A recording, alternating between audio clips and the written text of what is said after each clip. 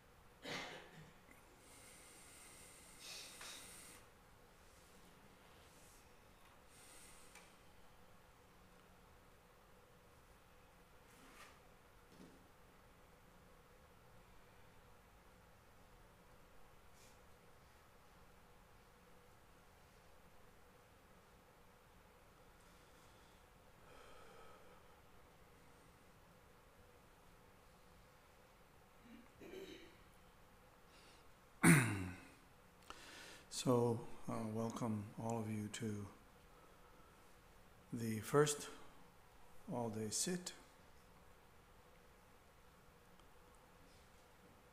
on the first Sunday of January in this new year.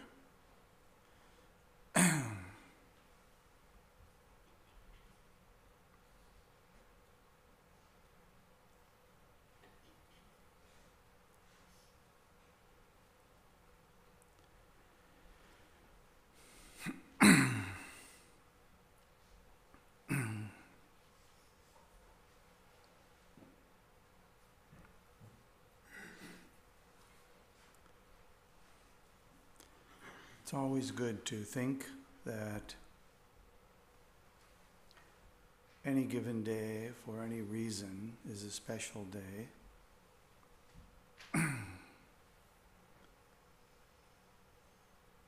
Here we are, alive still, miraculously, in some cases.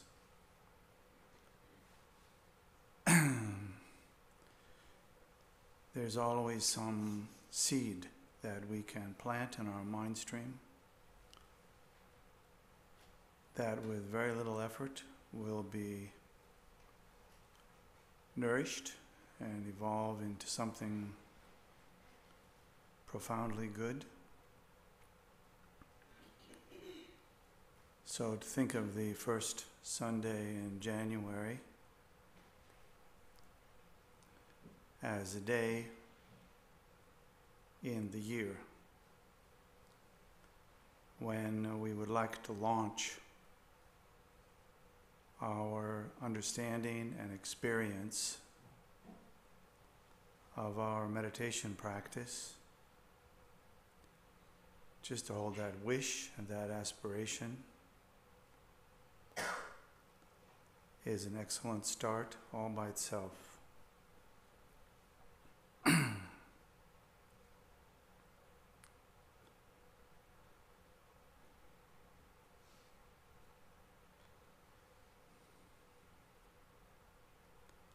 For most of us, and I would include myself,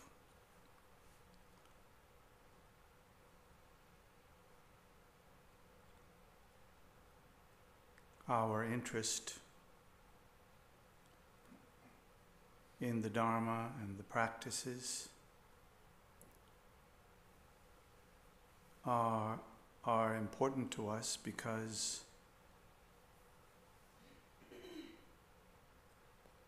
we personally benefit from them.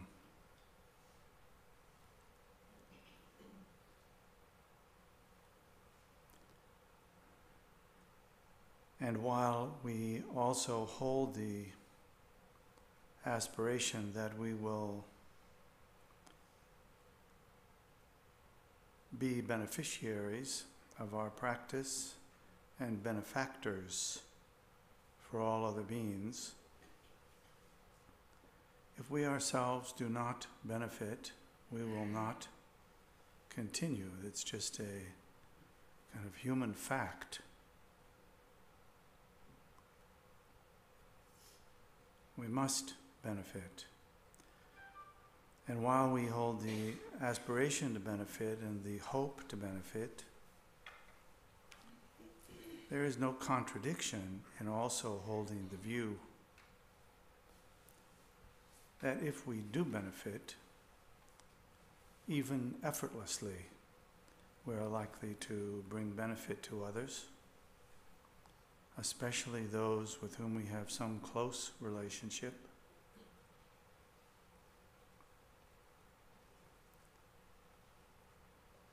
Having held this wish for a long time, since we were just a few months old, not knowing that we were holding that wish, but nonetheless, from time to time, trying to escape the pain of existence.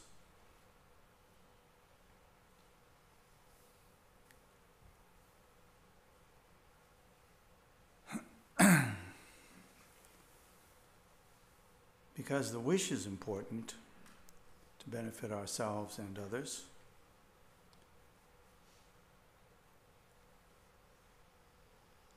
And our wish to be able to accomplish these things requires a certain amount of effort on our own part.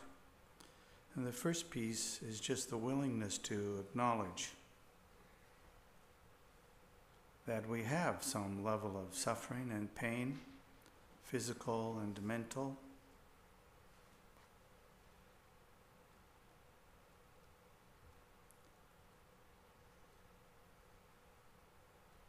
And we'd like to make a big deal out of it. But we look around and realize that everyone has that discomfort.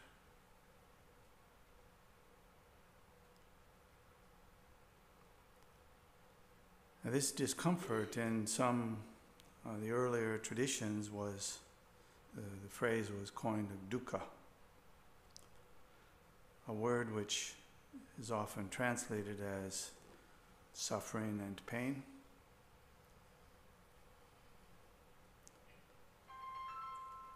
Not a very good translation, I think. Most of us, on any given day, I think, could say, I have no suffering today. I have no pain today. But still, technically and correctly, there is still dukkha. Still the discomfort, the uncertainty,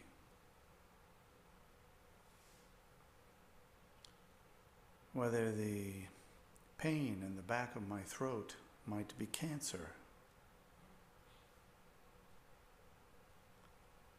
or the argument that I had with my friend may end that relationship.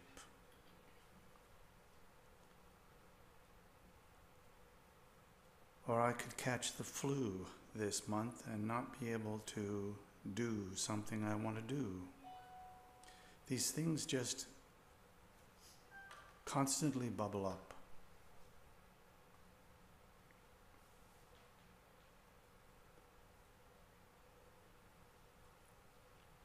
So of course the practice of the Dharma would be a kind of useless endeavor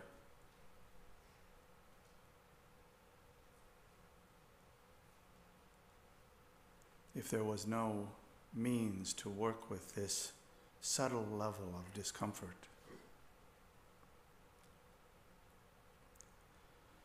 So we start our practice by putting our attention on this suffering, the discomfort, all the little ways that discomfort arises, and in truth, when we look close, all the little ways that we nurture that suffering, not intentionally, but inadvertently. We judge ourselves and suffer the consequences. Whether we judge ourselves positively or negatively doesn't actually make any difference. It's the same. We still feel discomfort from it. If we judge ourselves positively, then we judge ourselves later for not having lived up to that. If we judge ourselves negatively, we're not actually recognizing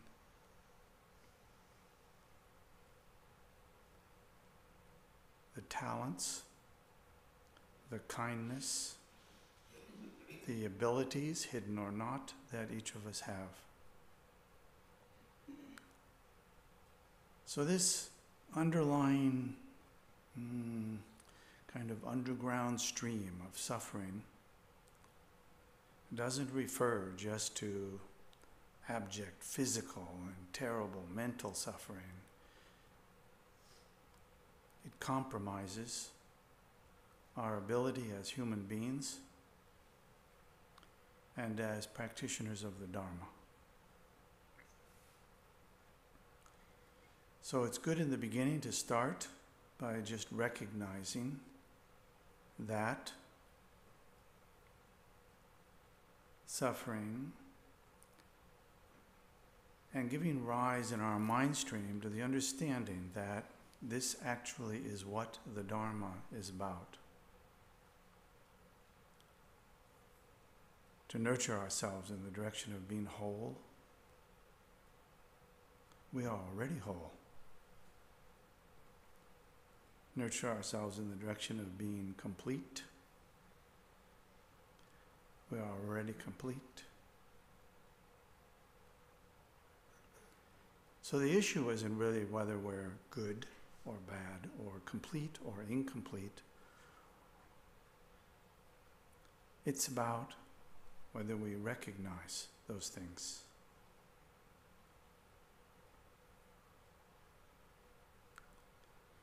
So every time we sit down for our meditation, though we certainly don't need to limit it to that,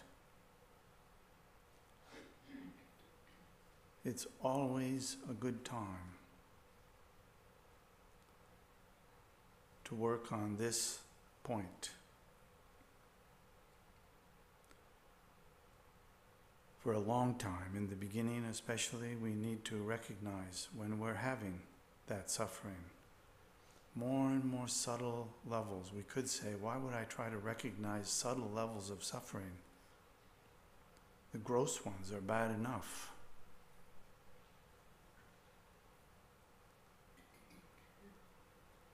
So we have to come to a place of feeling happy, satisfied at recognizing our states of mind, states of our bodies, and honoring those things. When we honor them in ourselves, we at least give rise to the potential to honor them in others.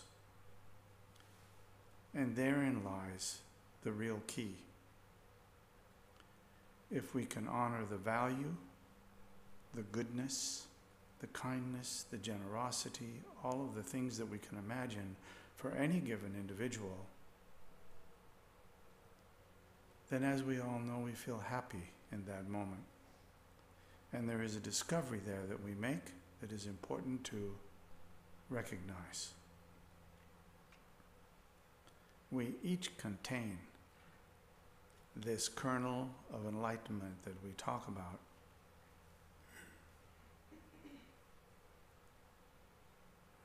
The kernel of the ability to recognize the nature of our own mind.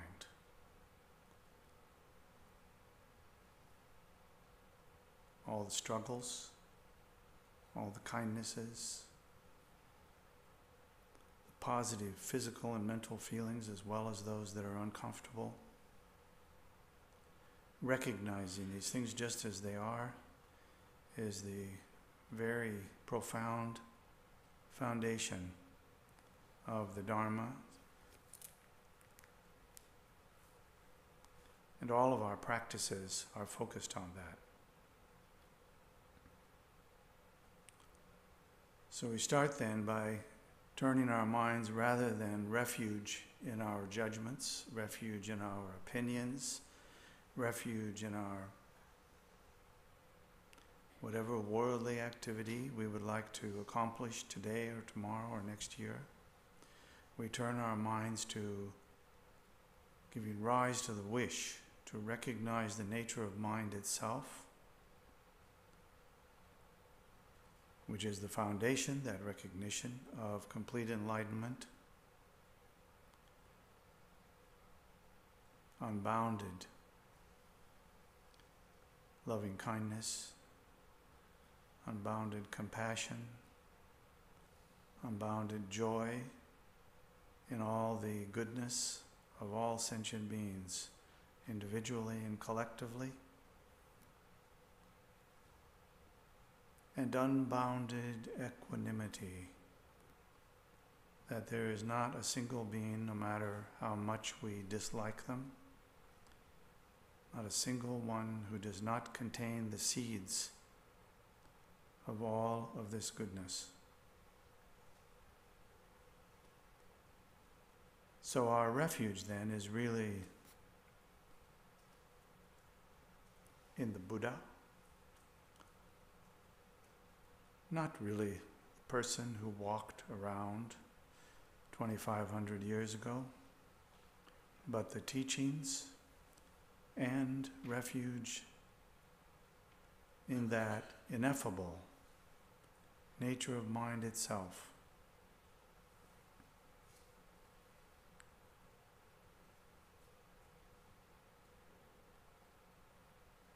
So thinking carefully as we read the refuge prayer and the bodhicitta prayer, which is the wish to attain enlightenment in order that we might be able to accomplish the benefit of others. Clearly, we're not going to be able to accomplish the benefit of others before we've accomplished our own benefit.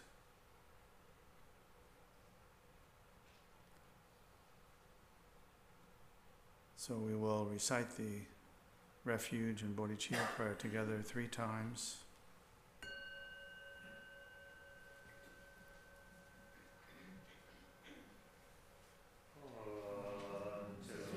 Summit of enlightenment is reached, I and all beings go forth. Refuge to the sources of true refuge. I will now practice the absorption of calm abiding in order to release all beings from their particular suffering and establish them in lasting peace and happiness. Until the summit of enlightenment is reached, I and all beings go for refuge to the sources of true refuge.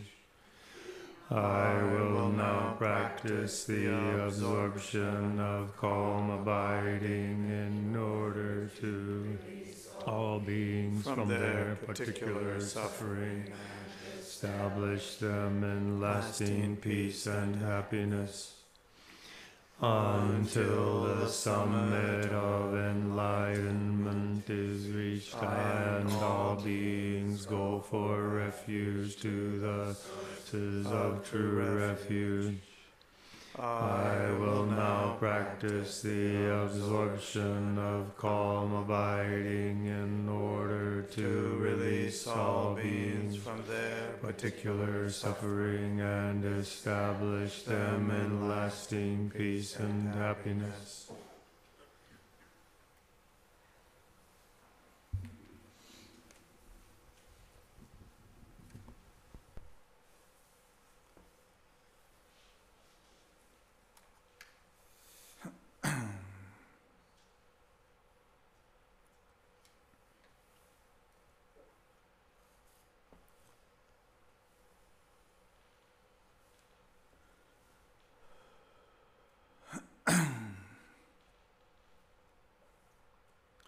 Last Sunday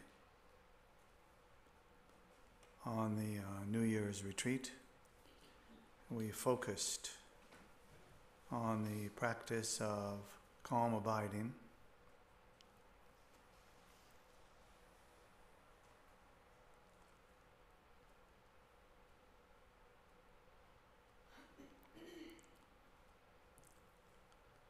Which one could legitimately say is the foundation of all meditation practices.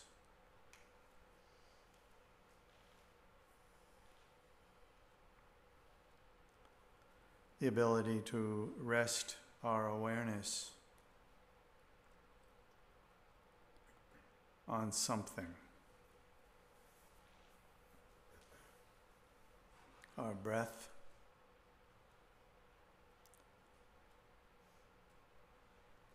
some inanimate external object,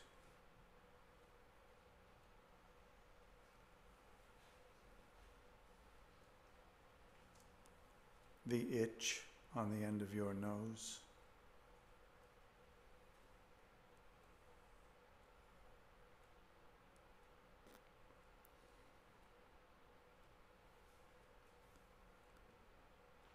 but in an effort to go a little deeper than that practice in its kind of pure form, we need a few supports.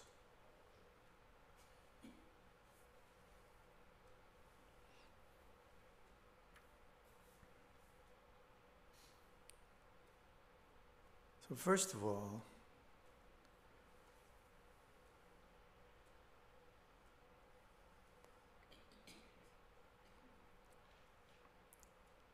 we need to relax.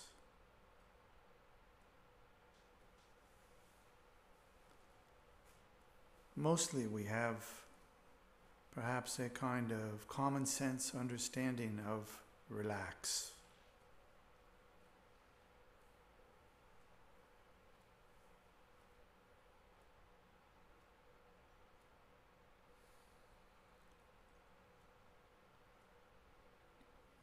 But often that common sense understanding is more an aspiration than an actual experience. So we could add, we need to relax in order to familiarize ourselves with ourselves.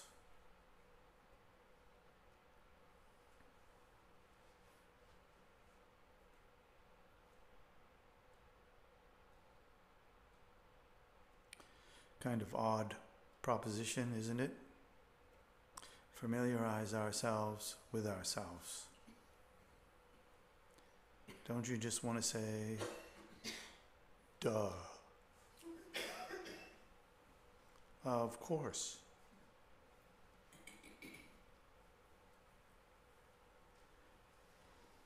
So the first thing we need to discover is that it's actually not easy to relax.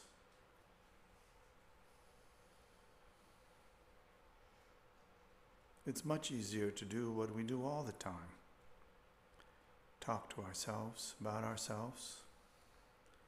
Talk to ourselves about others. Think about what others are talking about to themselves, about me, and so on. And then, since our aspiration was to relax, we call that relaxation.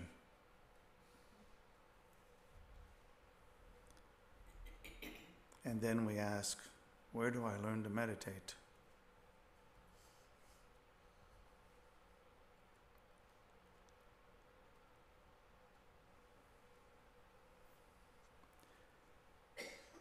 Most of us are familiar with the state of relaxation of the body.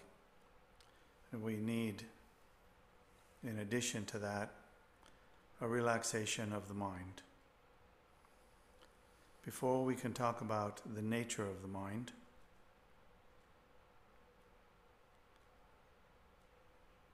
before we can talk about the benefits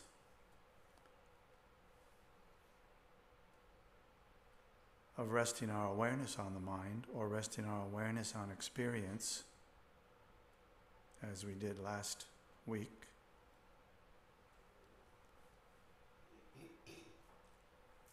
we have to first put our energy, and by that I don't mean effort, I mean energy, a willingness, an intention,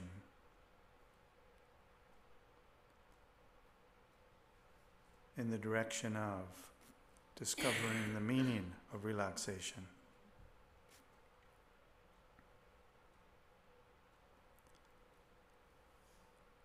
And as we did last week, we also talked about how difficult it is to relax the mind for any significant period of time.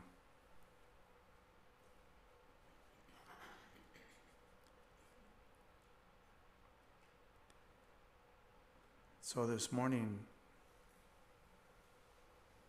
I thought maybe we could touch on that again and go a little further.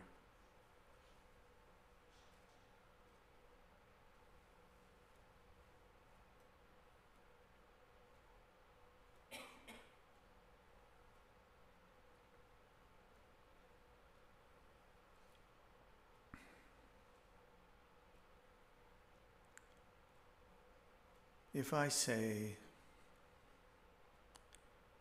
while you're sitting still, which is kind of the first thing, can you sit still? If you can't sit still, then we have to start there. Because there's no use starting where we aren't. You'd like to walk to Portland? You have to start from where you're sitting.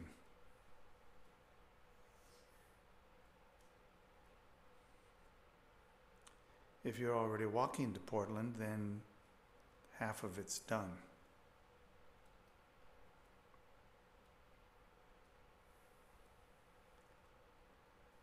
We start then by, just for a brief moment, recognize any physical sensation.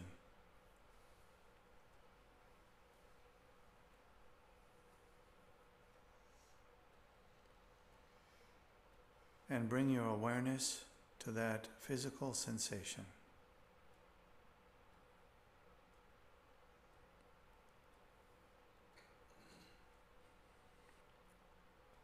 Now the idea here is to be able to rest your awareness on that sensation for as long as that sensation continues. But most likely, you will not be able to do that.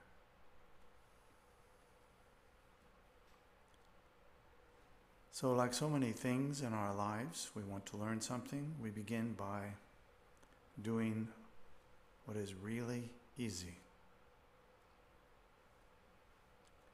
So this is what's really easy.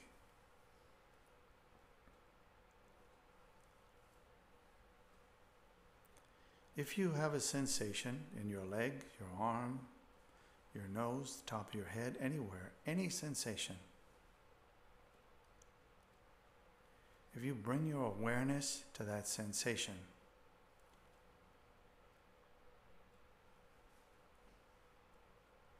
and for just 2 or 3 seconds, you have only the awareness of that sensation.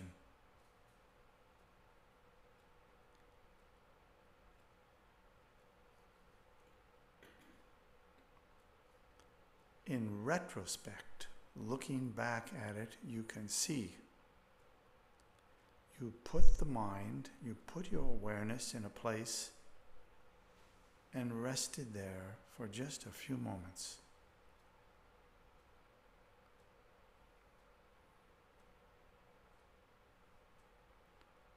That's all. Then you literally acknowledge that's the end of that session.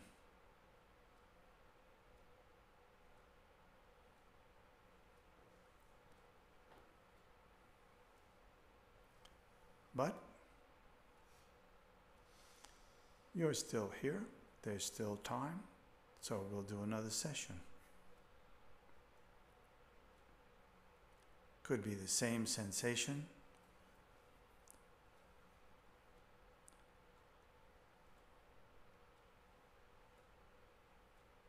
If you say right, I have to say wrong. There is no such thing as the same sensation. So you need to add this into your meditation. If you just place your awareness on a sensation,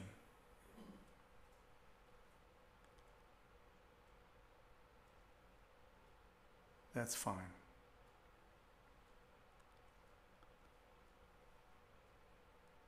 But if you return and say to yourself, or imagine, or have the sense that putting your mind back on that same sensation, there's absolutely no validity in that. So you have to hold what we call a view. A view, like a view out the window, except this is a view to the inside. And the view is not an issue of truth, not an issue of debate. We don't care about the truth in this particular place. We want to accomplish a step in the direction of recognizing the nature of our own mind.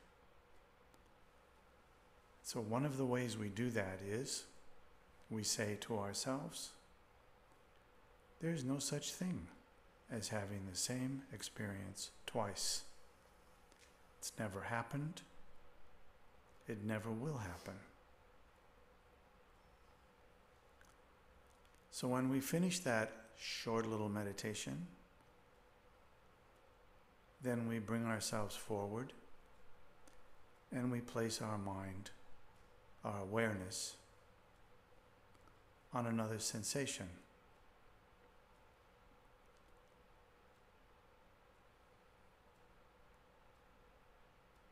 And when you do that, you have the view. It's another sensation. Even if it feels like the itch is continuous, it is not. So you look through the lens of the view that every time I bring my awareness to place it on a sensation or an external object or anything else, it's never the same thing that I placed my awareness on previously. It is always fresh, always new. And new has a characteristic that we are all familiar with. It is unpredictable. new by nature, is unpredictable. Have you noticed that to a significant degree, we do not like the unpredictable?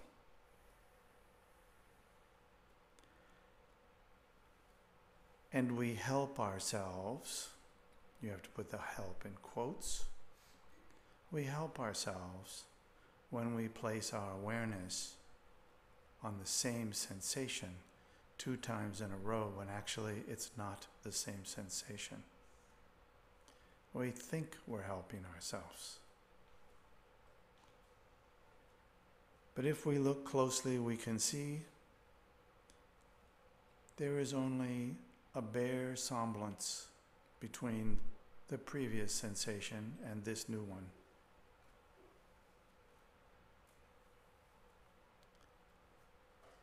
So we are doing 2 things.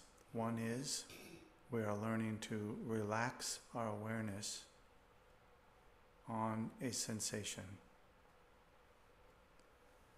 We are also learning, without trying, to relax our awareness in difficult situations, contentious situations, combative situations, pleasant situations. So we gradually train ourselves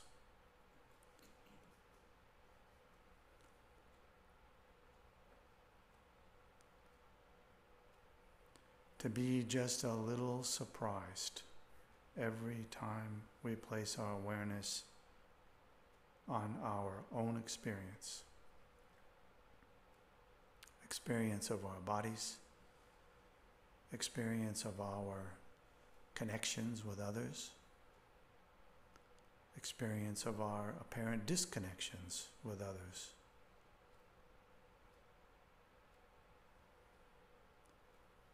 These are simple, basic levels of the fruit of engaging in the meditation practice without expectations, open to whatever arises. As we do that, notice. Just notice your body, relaxed, perhaps even comfortable.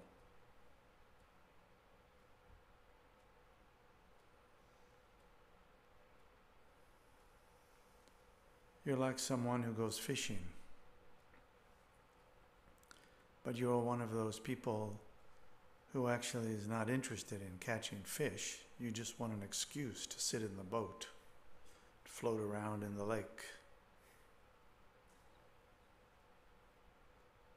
That's meditation.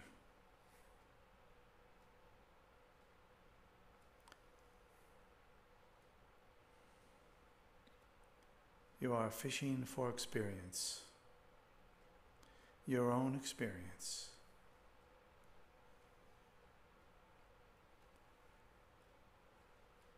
You will watch it arise, you will watch it dissolve and vanish.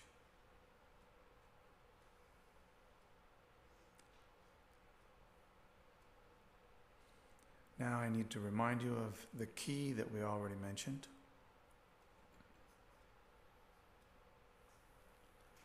You must engage in this process in short sessions.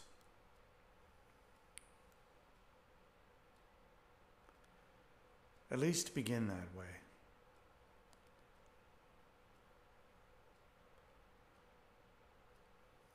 The sessions can be 3 or 4 seconds, because one thing's for sure, you can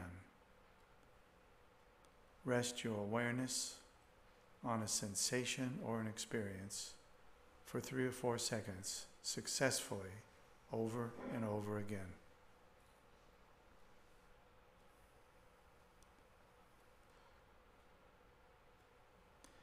If you are used to criticizing yourself, then it's simple. It's just another experience. I don't believe I'm worthy of resting my awareness on a sensation.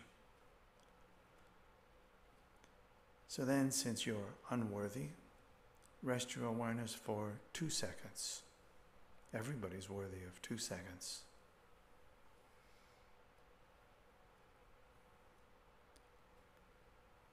Set an upper limit. 10 seconds, absolute maximum. Do not exceed it, or you'll always be seeing your failure in the rearview mirror. Do not do that. But 3 or 4 seconds, there isn't anyone who can't do it. And when you do it, and you see that you've done it, then you just abandon the whole process and relax. As if you've actually completely forgotten why you came here this morning. Just utterly relax. And then, when it feels appropriate, do it again. Any sensation, any experience.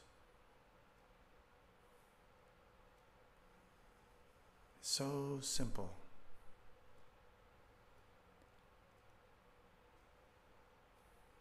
So I think that's enough. Let's take a little time up until our first break. On your own, do your best.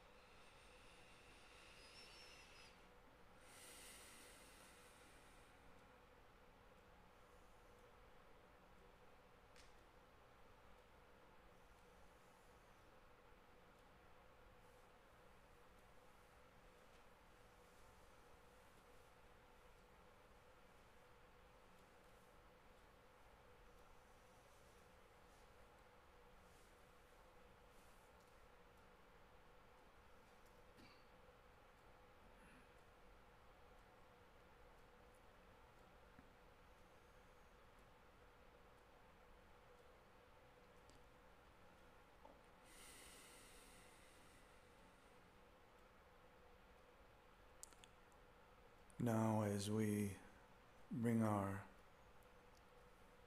session to a close, in the same way that the way we begin and the way we progress through the session is important,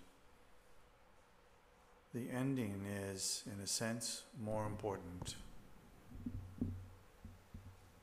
How you end is important. There is a natural inclination that we have to end our sessions when we are distracted. Well, I ruined the session anyway, I may as well finish. That is a mistake.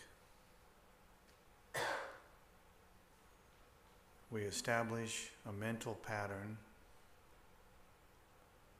through a kind of not so good mind training,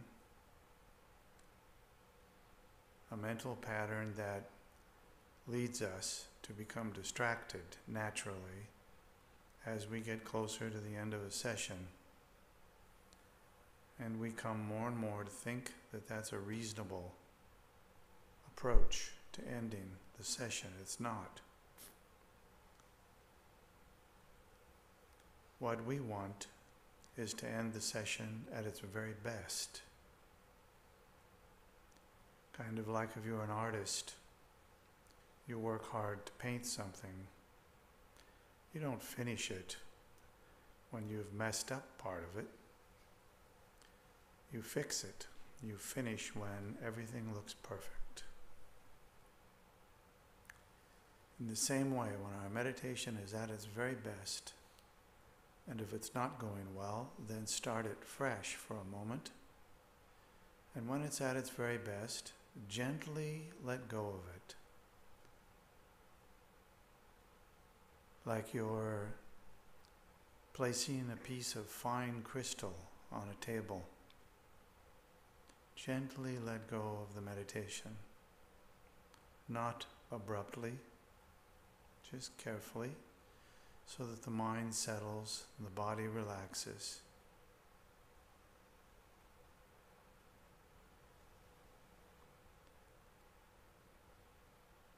And then from that place, we recite together the dedication prayer.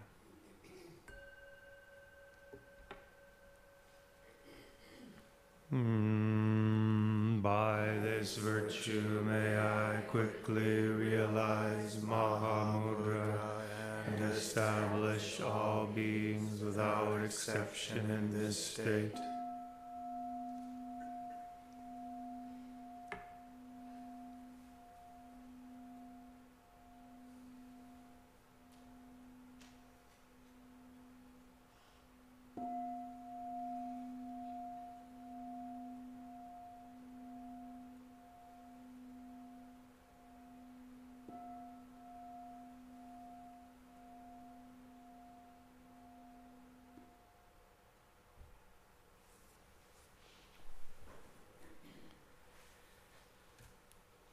So we'll take a break now. It's long enough for you to use the restrooms, and then we'll come back and have another session.